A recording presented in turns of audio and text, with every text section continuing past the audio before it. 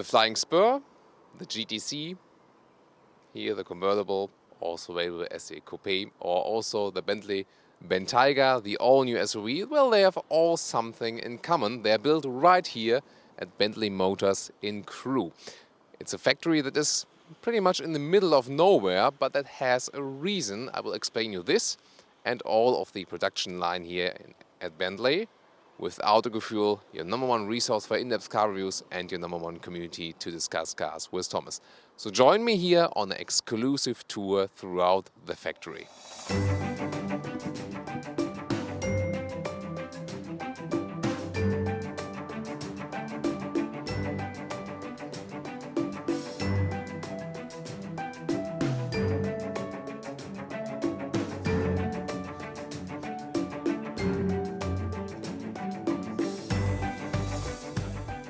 And we will start with the history. The very first Bentley was built in 1919. That one is not here, but this one here comes already very close. This one is here from the 1930s, called the Bentley 8-liter. And I mean, look at this massive front, how high the front grille here is, and also the headlamps. They see they're bigger than my head. And if this one here was firstly appearing on the road, people were really thinking like, is it a spaceship? Is it, not from this planet?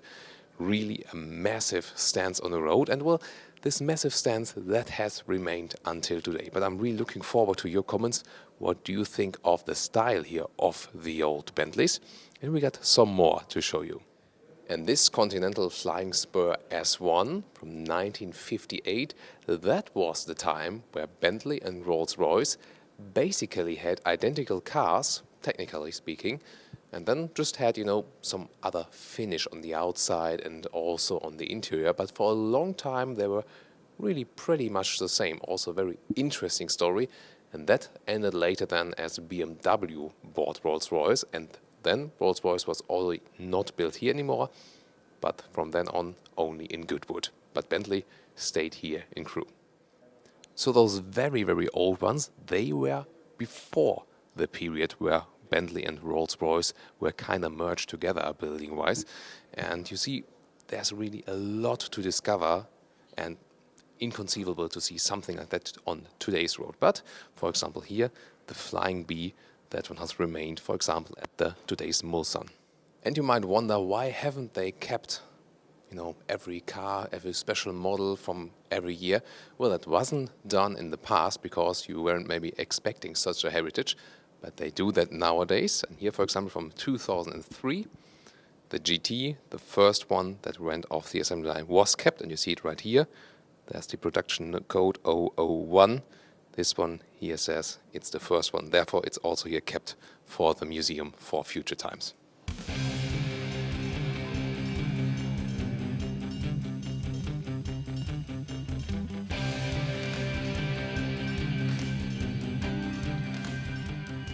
Now we're in the middle of the assembly line, and the special thing here is that imagine a car that usually takes about 10-15 hours overall to be built. That's totally different here, because the cars behind me here, they take about 150 until 400 hours if we're talking about the flagship, the Mulsanne.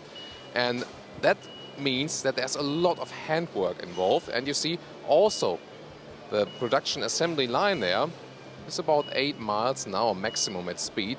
And I've compared it to other production line. This one here is way slower. You will directly see that one. So they have more time to work on the vehicle. But of course the customer does expect that.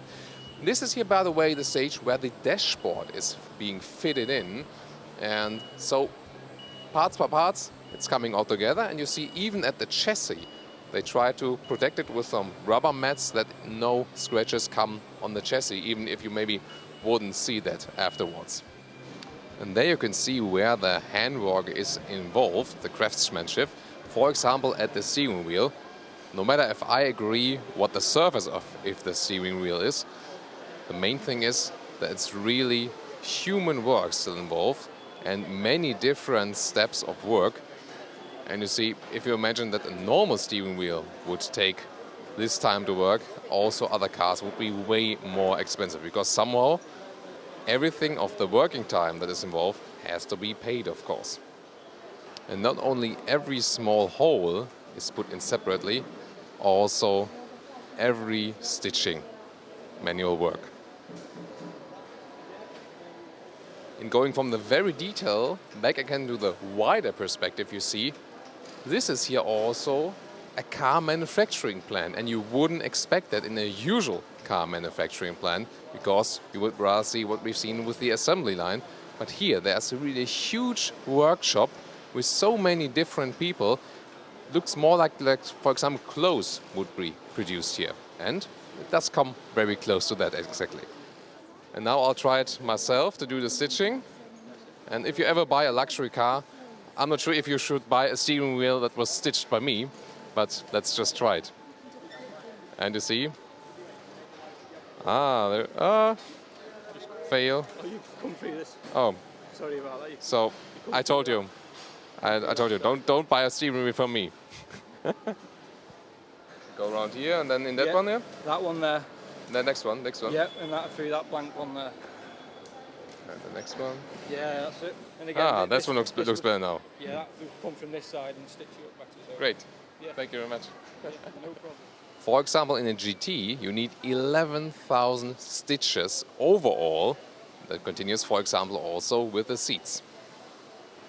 And you can get your contrast stitches in every kind of color. Blue, red stitches. Just pick your favorite ones. And as you can see up there with the samples, those also land on the inside of the doors, on cushions, and also on the head restraints. And that allows us... Inside the wood shop, which is a massive part, of course, of the Bentley production process, it really smells very well here, almost like in a Finnish sauna. I would describe it as a bit. Now we're here with Paul Fischer. He's the master trainer for the wood shop, so responsible for the apprentices. And he will explain us what is so special about the wood we have stored here. And I've seen you mirror it in the car left and right. How do you do that you get this symmetric inside the car? Well, what we're famous for, a unique selling point, is the mirror imaging. So the left-hand side of a Bentley should mirror the right and the front should mirror the back. And we do that using a series of leaves of veneer. Which are sequential. Can you show us here? We certainly can. So here we have an example, and you can see there that the pattern follows through each one of the leaves, so what we call sequential. And we do it by hand, and we call it book matching, so it's very much like folding out a book, and we just put the main set of leaves there, we'd open them out, place it on top, and then very much like a flick book, when you were a child, back and two, lining up 2 points, we would then guillotine it and then open it out, and then you should have a perfect symmetrical image. So that's the raw material now. That's It the raw still material. feels quite rough. It is, it's still very rough. Obviously we've got to attach that now to a substrate, which on the Mulsanne, the pinnacle of the brand, is predominantly a solid wooden substrate, which would be walnut to match the veneer. And on the GT and flying spur cars and the new Bentayga, they're an aluminium substrate. So we use two different types. We see a lot of raw material around us here, and it becomes more and more important to combine sustainability with luxury. How do you ensure that? We make sure that it's all responsibly sourced, so for every tree that is cut down, we make sure that at least 3 more are planted, and every one that you see around you, we can trace this actual tree back to source, so we're fully aware of the sustainability of all our products. Thanks. The wood shop, definitely my favorite place here, and let's see more of that. So if you ever wondered how those very fine lines that separate different wood patterns inside a car, how they evolve, you can see it right here.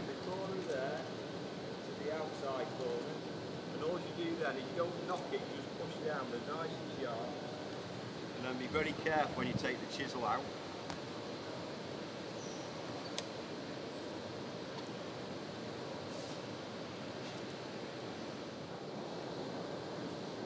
Against there.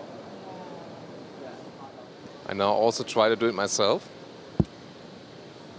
So getting this small wooden line close to it, putting the other raw material around, then have to glue it from behind. On the cup there, yeah. Perfect. Okay. So a little bit more tape just to put it over that corner.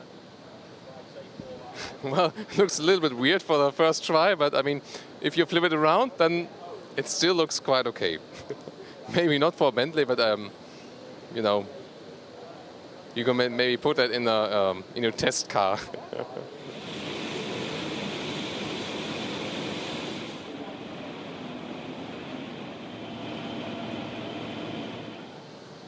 And at the end of the day, from raw material, it comes down to such beautiful veneers. And now to my least favorite part, because this one is here where the genuine cow hides are stored, and this has nothing to do with sustainability. This is the old definition of luxury. And you see here how many cows were actually killed for this one. Well, plenty. And even if you say they were killed for meat at first, it doesn't matter, because you give money to an industry that is relying on killing. And that hasn't changed here. However, I have asked Bentley, and they say if customers demand, for example, an Alcantara interior or a very high quality leather red interior, they would look into it and see if that one is possible. And well, at Rolls-Royce, for example, they told me, no problem, we of course do it. Here, I would be very much interested if some customer really would ask for it and see how the outcome is. So, if you buy a new Bentley, just ask for the alternatives. And here you can see how much will be cut away. You see those marks, those chalk marks on the hide. And these, for example, the orange stuff, this one will be removed because it won't be used as some very minimal stains on it. However, I really do respect the customization that is taking place here. And if you look at those printings here with the Bentley logo that are on the seats, you can see you can get it in different colors, and that's how they look later on then. And that's what's beneath the seats, and you can see here there's much more involved than just the frame, because those seats quite often include massage functions or also seat cooling. And then of course you need some electronics and different bags, for example. There are 5 different bags that can blow up and down again for the seat massage.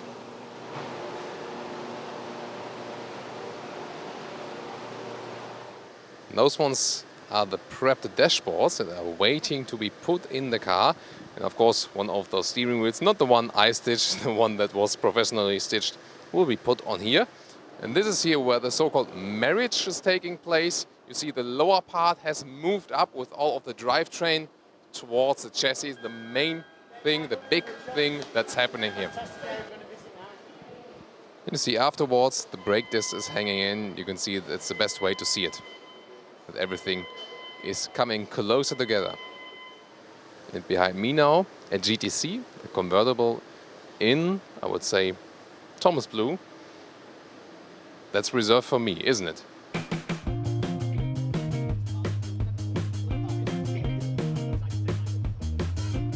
Use the force, I must.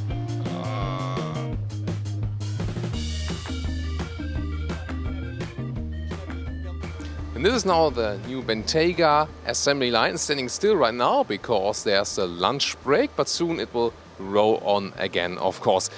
The chassis, yeah, you probably know already, has a resemblance with the Audi Q7 from the technology part, and therefore also the chassis is built in Ingolstadt at Audi and shipped over here. Actually, it's not such a big plant that they couldn't produce all the chassis on their own. Only the Mulsanne chassis is also built here in Crewe.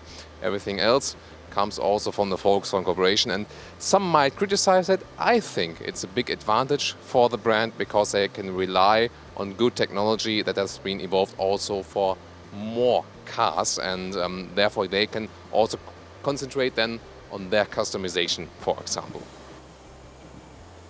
And you wonder, why would you initially build such a place between Manchester and Birmingham, also quite far out in the west of the UK? Well, it had a reason for that, because initially it was also not planned for cars to be built, but rather for airplanes for the war. And so German bombers couldn't reach this area here because they had a limited range. And I'm very glad history turned out the way that nowadays we Germans come here to admire the work that is being done here. From what I've seen here today, a lot of white Bentaygas are here. Seems to be a quite wished color combination, you know. Maybe for the Gulf states? I don't know. So far, the Bentley customers are about 1/3 in the US and 1/3 in China. Those two are the main markets. This will also, of course, continue with Bentayga, basically. And they first planned to do for the first year about 600, but they were immediately sold out. And so they also now topped up the production. And, well, last year just about over 10,000 vehicles were built here overall. And over the next years, especially here now with the Bentayga, we see here there's a W12 engine here beneath the hood as well. They try to go close to 15,000 units per year, but still, for a car manufacturer, that is very little in numbers, of course. But you won't get a Bentley below 200,000 euros, of course, and that also explains the low numbers. And this is here now the final check. They check for the paint, that there are really no scratches, because that could happen theoretically somewhere on the production line. And of course also on the interior, that everything is really perfectly matched for the customer. And it's always interesting to see so many different cars running over the same line. Definitely here, for example, a GT Speed. You can see it here at the Speed logo in the lower part next to those massive 21-inch rims. Very beautiful color combination, definitely, also with the bright interior. And you see the next one is a white Bentayga, also with the small British flag at the lower part. And so where the final finishing is taking part, of course, human work always plays a massive role. And overall, I've told you that this is something that is kind of crucial for Bentley. I mean, if you produce just over about 10,000 cars per year and have more than 4,000 people working here, you know how much human work is still involved. And let's now focus on the exterior design with Torben Cox. He's a designer at Bentley for the exterior. And of course, I want to know what was the main challenge, as you heard. Oh, you have to design an SUV and not a classic sedan. Yeah, I think the main challenge is to transfer the classical Bentley form language, the classical lines, to another product which is not a classical limousine or a coupe, which is like basically Bentley heritage, but a complete new product for Bentley as a brand for itself. Yes, that's to transfer this form language, I think, was the biggest challenge. And yeah. How long did the design team take on this challenge? I think in total it's around 2 years, from the first sketches up to the final product. It's always a process from time period of 2 years. Yeah. Maybe you can show us some of the key elements here. What was the most important part, for example, in the front for you, and what distinguishes the Bentley from other SUVs? Yeah, I think the most distinguished elements of the front are the four-light face. So basically we have 2 round headlights on each side. So basically the round headlights is very Bentley as a brand. So almost none of other car companies have or stick to the round light. So that's quite Bentley.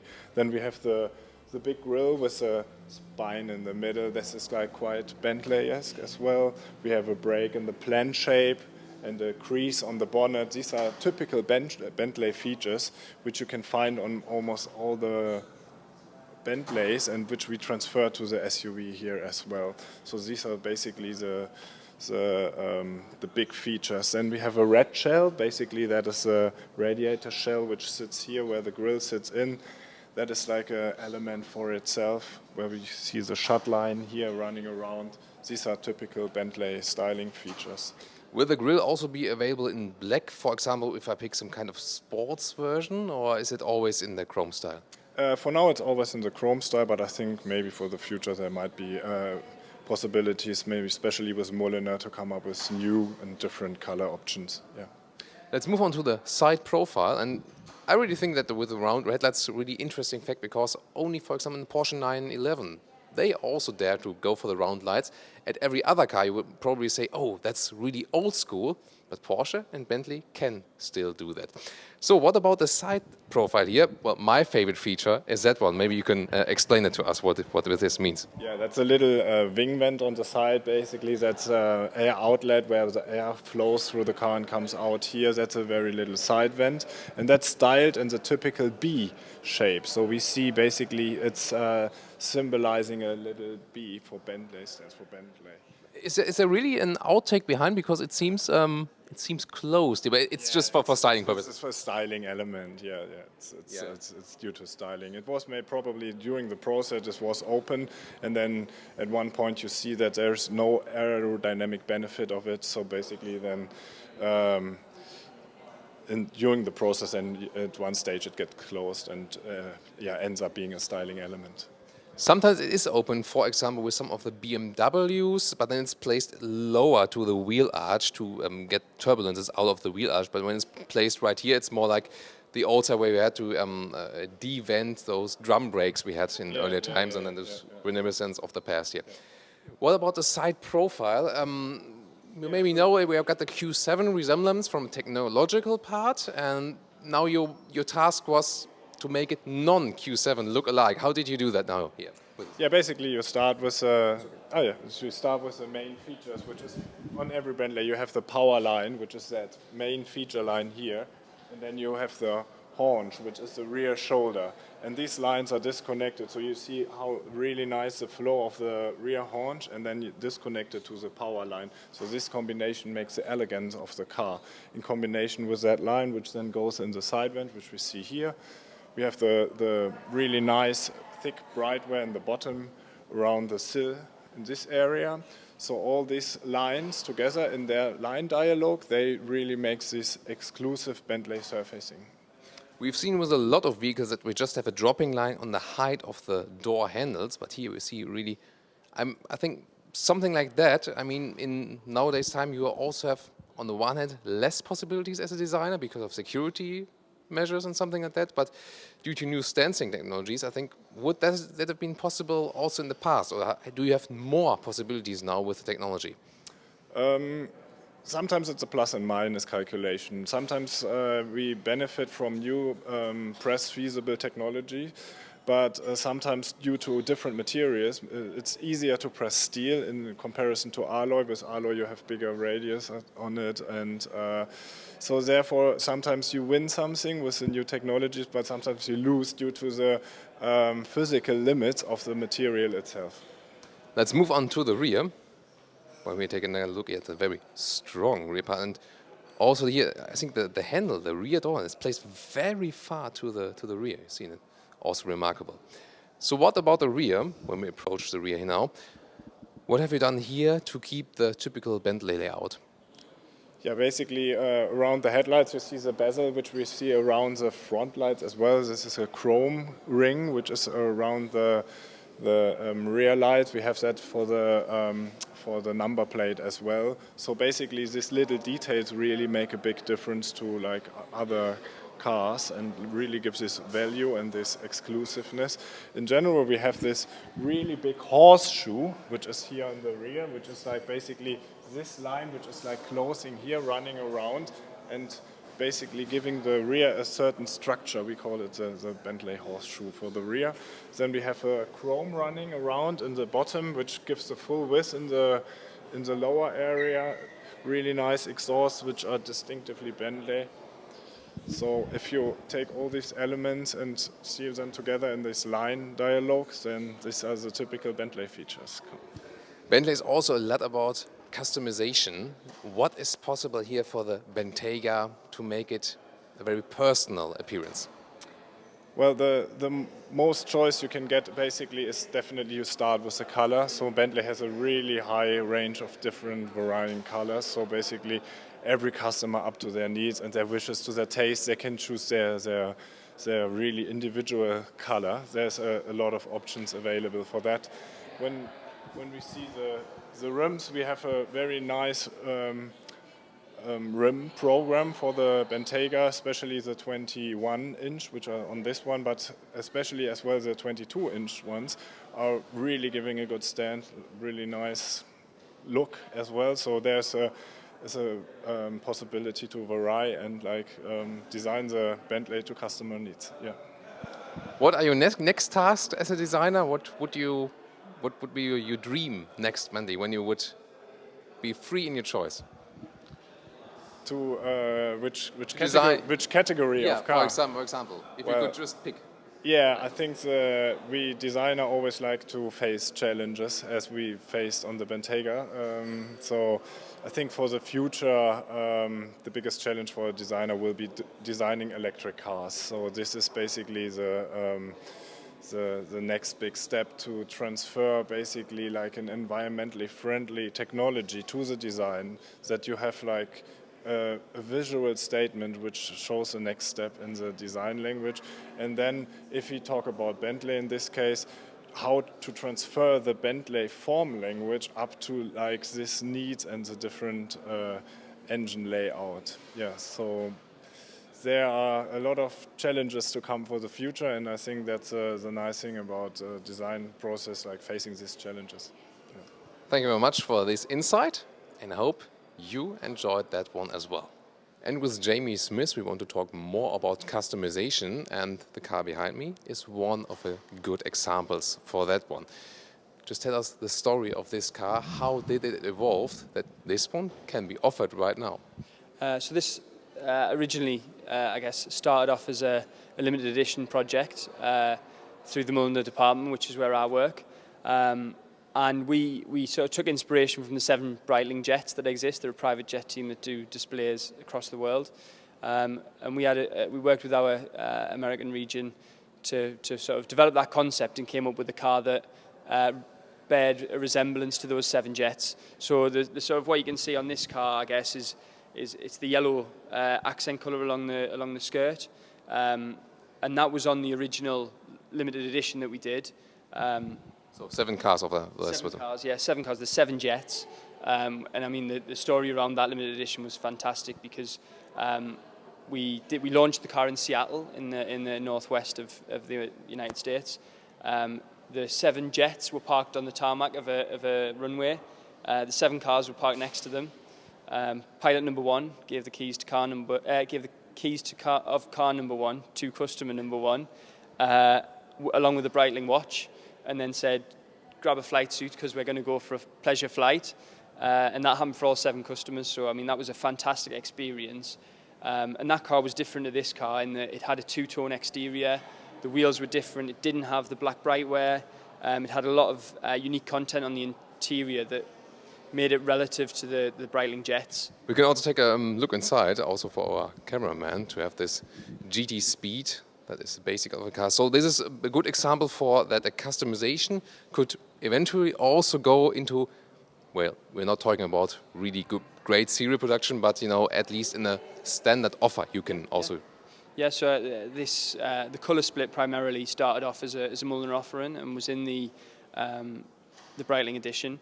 And because the reception was so positive, the decision from the business was to make it a little bit more readily available for customers.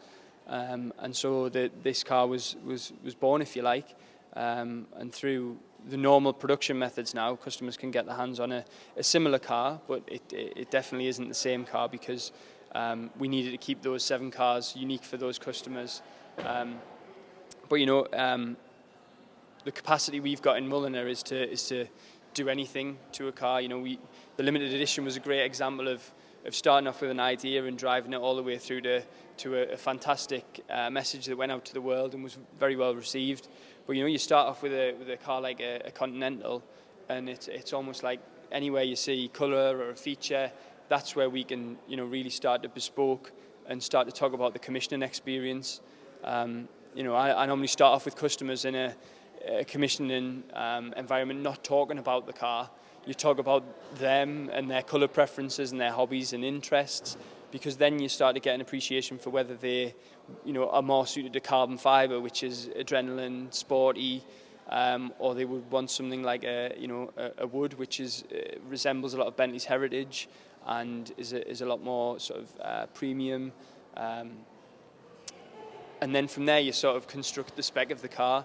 And if they're a customer who is very interested in colour, you can start to, you know, match colours. So for example, according to your dress colour or to your purse colour, you can also design. So we've got a colour that's widely available now called sequin blue, which started off, a lady brought in her favourite dress, which was made of sequins, and it was this lovely blue colour.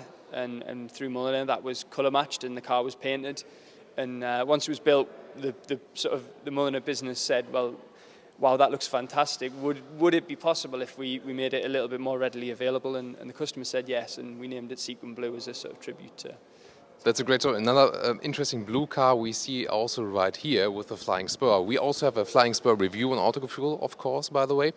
And what I'm also interested in, we see here there's been a lot of effort to match the interior color to the exterior. And when you say so much as possible, when I would come to you and say, I want a Bentley, for example, with a full Alcantara interior, or for example, using a very high quality of leatherette, would that also be possible? Would you build me such a car?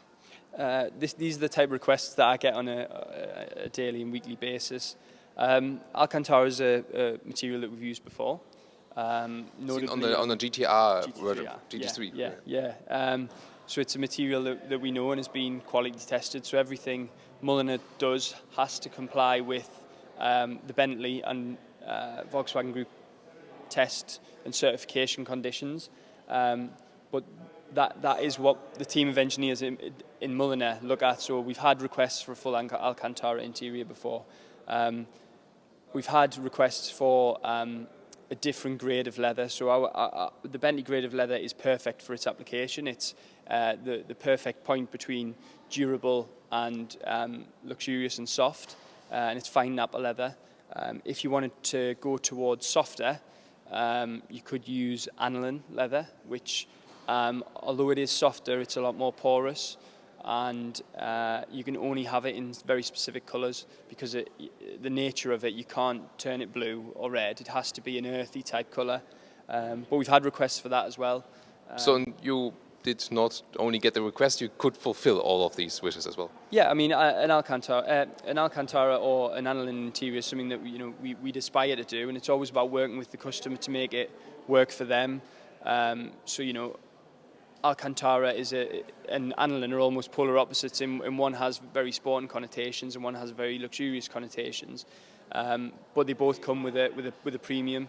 So it's about making the customer meeting their requirements at the same time as making it usable for them. So Alcantara, it feels sporty. So you'd maybe have it in the high sort of wear or touch areas like the steering wheel or the gear knob, because that's where they're going to be touching it when they're driving.